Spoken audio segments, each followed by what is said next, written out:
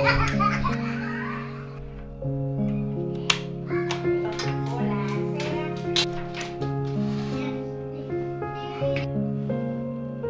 mama một tí nhá, mẹ đi pha trà mẹ lên liền ạ.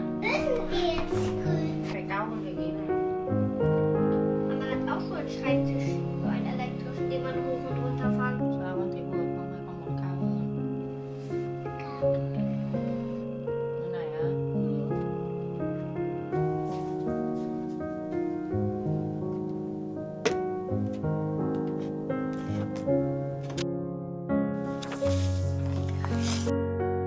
Trước con làm cái cha làm, thế bây giờ con làm cái này. Dạ, đúng rồi. Thế bây giờ trừ đi 3. Trừ đi 3 nữa. Rồi, thế là còn mấy? Chà, rồi 2 cộng với 2 cộng với mấy thì bằng 8.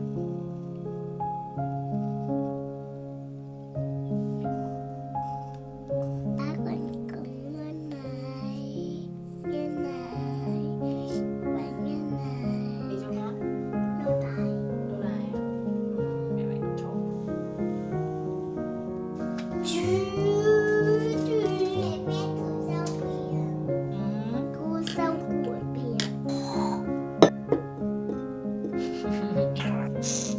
Hôm nay mình vẽ con này xấu quá nè. Nhưng mà tí con thỏ bé hay con to. Giờ đi mấy tí xuống rồi mình đi lên. Giờ còn mấy? 1, 2, 3, 4, 5, 2.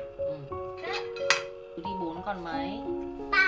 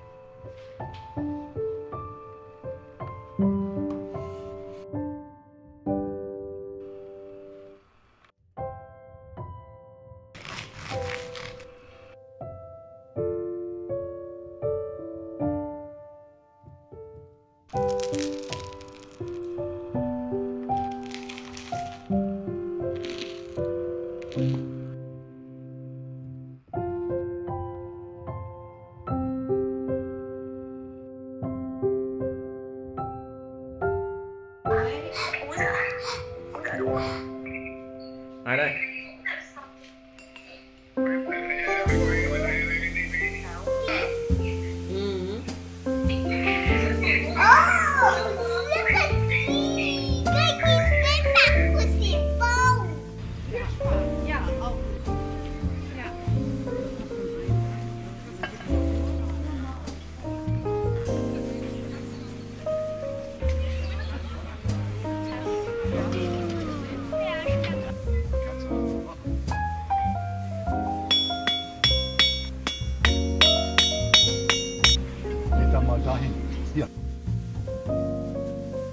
Während Corona war ja Zeit. Und dann habe ich mir gedacht,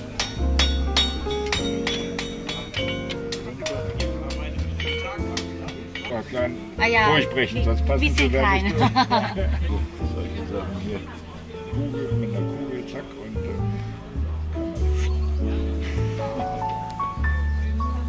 und sowas zu machen hier. Du musst dir ja alle Teile aus Metall ausschneiden, scharf machen, aus Holz drechseln und dann hinterher die Schrauben vierkantig, nicht so wie es mal hatte. Kurbeln.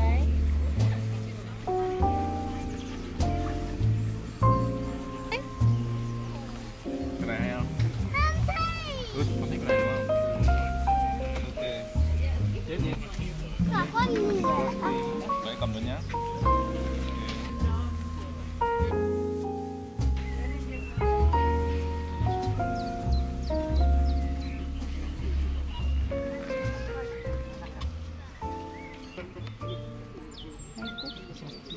Người ta yêu người ta biết.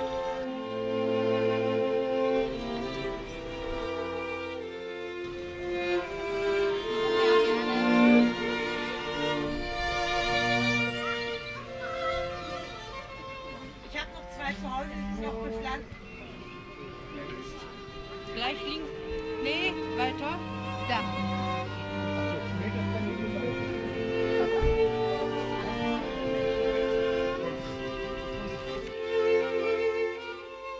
Da ist die Lachs.